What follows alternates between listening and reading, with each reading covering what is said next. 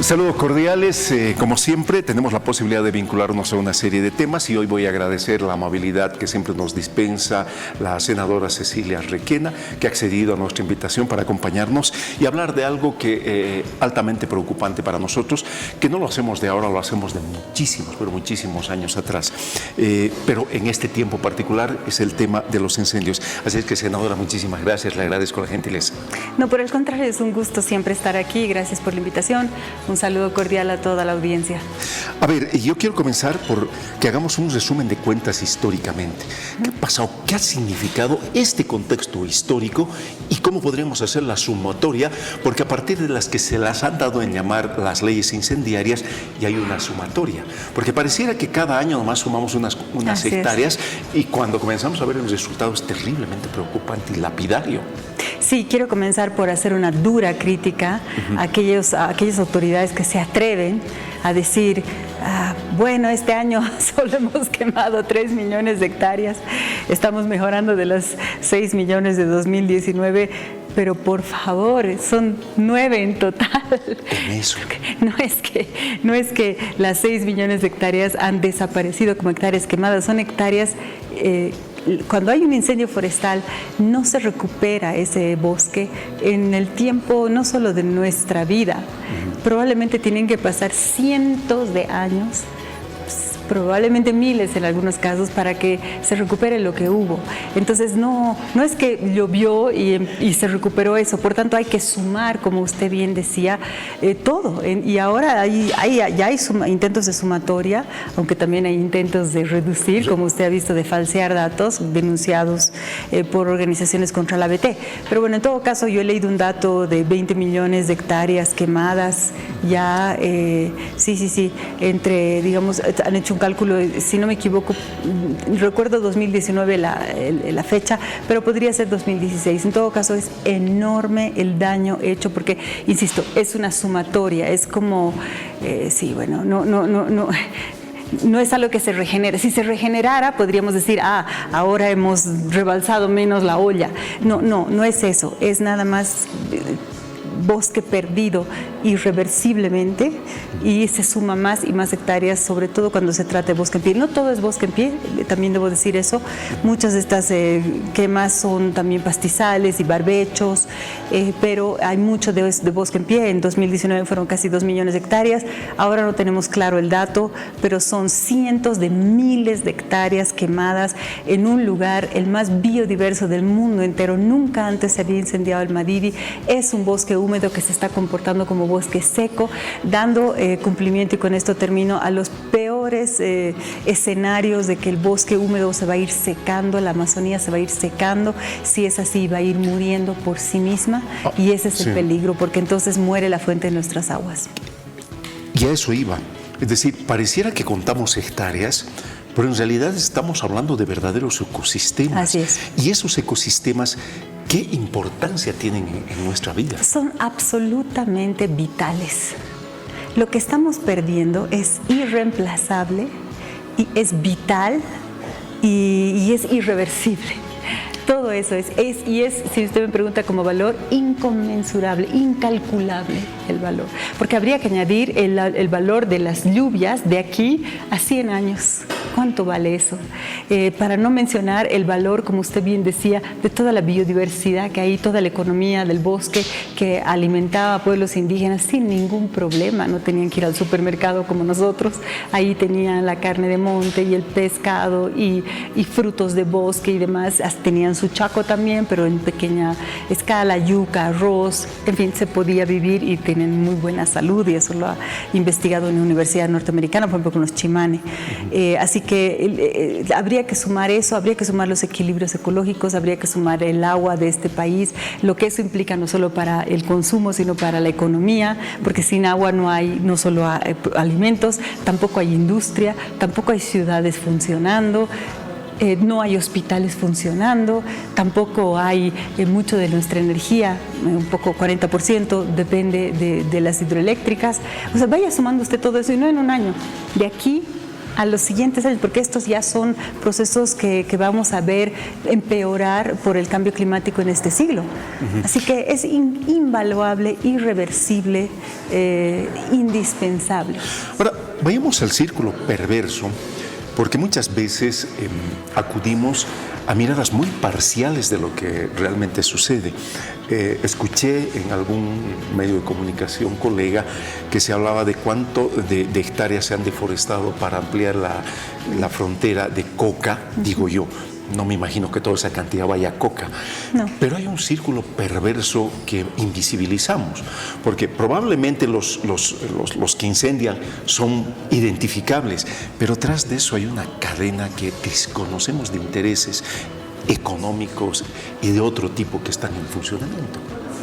Así es, y es muy importante entender esa cadena de intereses para entender por qué el movimiento al socialismo se ha opuesto en diputados y en senadores a abrogar al menos una de las leyes incendiarias, la 741. Hubo una senadora que propuso un par más. Nosotros propusimos una ley más amplia y con algunos pasos adicionales. Por ejemplo, que no se entregue un área quemada ilegalmente, no se puede entregar, para no generar el incentivo perverso de que yo quemo y luego me van a entregar. O, bueno, esa era, por ejemplo, una de nuestras disposiciones, está en nuestra ley, que se va a tratar igual en comisión, pero debió haber sido tratada de emergencia, como corresponde. Lo que pasa es que se ha creado todo un mundo de intereses, sobre todo ahora ligados a las organizaciones sociales, como la CSUTCB, como los llamados interculturales, que funcionan como colonizadores terribles, además, de tierras bajas, como las Bartolinas. ¿Qué es lo que buscan estos sectores? Y esto es muy importante entenderlo, y esto lo ha demostrado la Fundación Tierra. No es producir alimentos como dicen muchas de las leyes incendiarias para justificar la deforestación, que además es una locura, porque y Evo lo dijo, y también lo dijo el senador Agpi, por ejemplo, en la sesión: si no quemamos, no comemos. No, señor, si quema, no comerá. Probablemente este año todavía pueda tener algo, pero luego no tendrá agua, lo que les está pasando a los ganaderos del Beni o le está pasando a la agricultura en Santa Cruz. ¿No entienden? Se están destruyendo la fuente de las aguas. Entonces no se puede pensar así, pero así pensaron. Y entonces generaron estas leyes para supuestamente facilitar la producción de alimentos en Bolivia, ampliar la frontera agrícola sin importarles que la ampliaban en algo, en un territorio que solo tiene vocación forestal, no agropecuaria. Ese es el problema central, pero no les importó, y entonces permitieron todo esto, pero solo la mitad de esa ampliación se utiliza para producción de alimentos, y además podemos discutir si la soya y el azúcar son alimentos, pero bueno, en el sentido de alimentos para Bolivia, ¿no? Pero lo que sí ha demostrado la Fundación Tierra es que la mayor parte de estas tierras se están utilizando para engorde, para especulación, para negociados, para mafias. Es horrible, porque estamos destruyendo nuestro bosque para supuestamente hacer algo que no se hace, y estamos engordando mafias de un negociado de la tierra en Bolivia que es horrible y que no tiene nada que ver con el verdadero valor del bosque que se está destruyendo. Ahora, que no es lo mismo que tu precio. Sí. Ahora, este negociado, estas tierras de engorde, etcétera, finalmente suelen terminar, o en algunos casos, en el narcotráfico que acabamos de citar, pero también el sistema es tan perverso que ahí se hacen plantaciones extensivas agroindustriales. Sí. Y eso... Esa es la política. Los interculturales, etcétera, ellos no venden esas tierras, es decir, ellos no exportan directamente. No. Hay todo un sector muy poderoso que genera volúmenes de exportación que sacan. Sí. Y esto es importante también identificarlo para estar completos en el análisis, ¿no?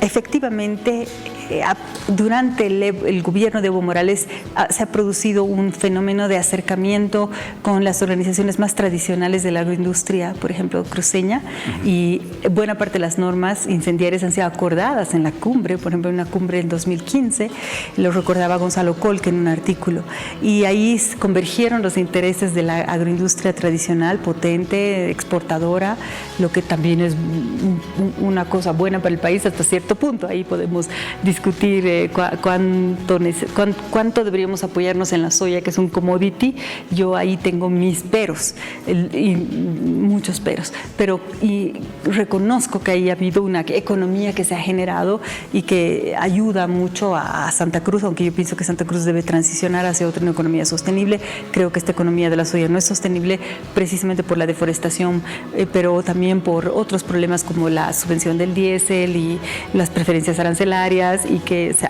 apoyan fundamentalmente en lo que se llama la fertilidad inicial de los suelos, y dicen que es una maravilla y luego 3 años ya no hay, importan agroquímicos, contaminan aguas, hacen desaparecer lagunas como la Concepción.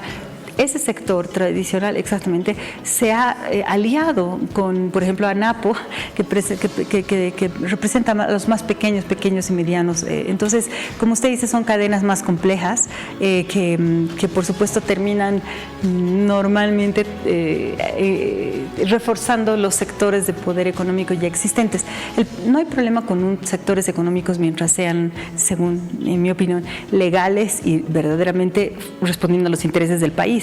El problema es que aquí eso no está pasando porque esto me parece importante recalcarlo, porque la ampliación de la frontera agrícola a costa del bosque, que es fuente de equilibrios ecológicos del agua, en fin, de tantas cosas más, es una muy mala idea y nos van a meter en otro círculo vicioso, como nos han metido en el círculo vicioso del extractivismo de los hidrocarburos, del que ahora no podemos salir. Ustedes lo estaban comentando antes, sí. Y ahora resulta que es un círculo del que no podemos salir y hay que cavar más hondo nuestro hoyo porque no podemos salir. Nos van a meter en otro círculo así si seguimos ampliando la frontera agrícola como estamos haciendo en contra del bosque. Ahora, volviendo, y yo quiero retomar, porque ¿qué perspectivas hay? Entendemos, nos da a entender de que no hay decisiones políticas del MAS, políticas de Estado implementadas por el MAS que reviertan el estado de situación actual, porque no se quieren tocar estas leyes. No, por el contrario, es exactamente lo opuesto. Todas las políticas públicas del MAS, pero todas, es increíble, ¿no? La caminera, la industrial, la agropecuaria, la hidrocarburífera, la minera, en fin, les puedo dar, son devastadoras. Bueno, las productivas extractivistas. Y la política agropecuaria ha sido devastadora. Acuérdense, por favor, si lo han dicho en todas partes, queremos ampliar nuestra frontera agrícola en 10 millones de hectáreas. Sí. 1 millón de hectáreas cada año. Ese era el sueño y ese sigue siendo el sueño. Y ahora dicen, y hay muchas personas que dicen, ya no tantos recursos no renovables, pero sí renovables. ¿Y eso qué es? Agricultura. Y ahora le están añadiendo a eso agrodiesel, ellos le llaman biodiesel. Están trayendo palma africana, játropa, son monocultivos devastadores del sudeste asiático, no aprendemos nada y nos estamos metiendo eso para el famoso biodiesel. Entonces es un problema grande, ha sido política consistente del movimiento socialista, por eso tenemos como una decena de normas incendiarias, porque ellos entienden, a mí me impresiona esto, francamente, que no entiendan algo tan elemental que se sabía hace mucho tiempo como la vocación del suelo. La vocación del suelo se sabía desde los 90, se hablaba de eso acá. Y ahora añádanle cambio climático. No se enteran de lo que están haciendo en este país. Le están quitando las fuentes de su agua. Y el agua sirve para todo. ¿Cómo puede ser una política pública la que promueva la destrucción de la fuente del agua? Pues lo hacen a nombre del desarrollo, a nombre de Marcha al Norte, de La Paz, a nombre de ganadería para China, a nombre de biodiesel, que en realidad es agrodiesel, a nombre de ampliación de la frontera de los alimentos, eso incluye soya, a nombre de ampliación de cocales, aunque eso no lo defienden tanto. El concepto que tiene el actual modelo de Estado, tiene un concepto equivocado de su modelo de desarrollo. Totalmente. Porque no hay reflexión sobre eso. No, totalmente, la industrialización nos remite a la mitad de la década del siglo pasado. Así es, estamos yendo no solo hacia atrás, sino hacia un precipicio. Porque en el siglo XX todavía tú podías tener semejantes equivocaciones, tenías margen planetario. Ahora todos los márgenes planetarios están sobrepasados. Lo que está pasando en el mundo, yo no sé si esta gente no lee, por Dios, ya hemos pasado los 2 grados en uno de los días promedio global. Se supone que no deberíamos pasar ni de 1,5. Sí. Todas las temperaturas este año se han roto, la anomalía es enorme. La Antártica se está derritiendo mucho más rápido de lo que se pensó que iba a ocurrir. Se están revisando los modelos. Hay gente que ya está afirmando que si seguimos así no va a haber Amazonía, y esto lo he leído y se los digo, en 2030 hay un riesgo. Esta generación podría ya no ver Amazonía sino una sabana por los incendios y porque moriría por sí misma. A todo eso contribuye el modelo de desarrollo del MAS. Es insostenible, es inviable, está lleno de huecos, de círculos viciosos que nos arrastran hacia abajo. Hay que hacer urgentemente transiciones post-extractivistas. La buena noticia de todo esto es, porque la gente va a estar abrumada con todo lo que digo, es que hay salidas. Bolivia tiene cantidad de economías sostenibles que desarrollar y que existen muchas de ellas ya y que hay que reforzar. Así que es posible, pero hay que cambiar la visión, y la verdad es que el MAS nos lleva al abismo. En este corto tiempo, el tiempo siempre es restringido para nosotros, como oposición, ¿qué piensan hacer? ¿Cuál es la estrategia a implementar? Miren, nosotros estamos ahora nosotros hemos estado fiscalizando mucho y denunciando todo esto, y ahora estamos presentando proyectos de ley contra las normas incendiarias, y hemos presentado uno de emergencia con estas cosas que le dije. Ojalá pudiera explicarles las 6 elementos: aumento de multas, lo que ya he dicho, que no se entregue la tierra quemada de manera ilegal, que las autoridades estén obligadas a querellarse. Hemos añadido algunas cosas y vienen otros más estratégicos. Entonces, vamos a dar la batalla también en la Asamblea para, por lo menos, ojalá aprobar, y vamos a dar la batalla por el consenso, pero al menos si no logramos eso, vamos a poder desnudar la verdadera característica y naturaleza del MAS, que es ecocida. Y no es una mentira lo de Pachamama, es una mentira, y lo demuestran en cada votación, y escúchelos hablar. Y eso por lo menos que quede claro a la población, para que ojalá tomen otra decisión. Los jóvenes están más claros en esto, y ojalá que la juventud tenga la capacidad de cambiar de rumbo, de ayudar a que este país cambie de rumbo en las siguientes elecciones. Entonces es básicamente eso, trabajar duramente para que al país le vaya mejor, y si el MAS nos acompaña, bien, festejamos, pero si el MAS hace lo que ha estado haciendo hasta ahora, más bien de tabear, pues los vamos a denunciar, y ojalá que en 2 años no hayamos perdido demasiado y que sea ya irreversible. Yo espero que no, creo que hay que dar la batalla y tener esperanza. Alguien me dijo, cuando se pierde y es irreversible, y creo que hemos perdido mucho hasta este tiempo. Sí.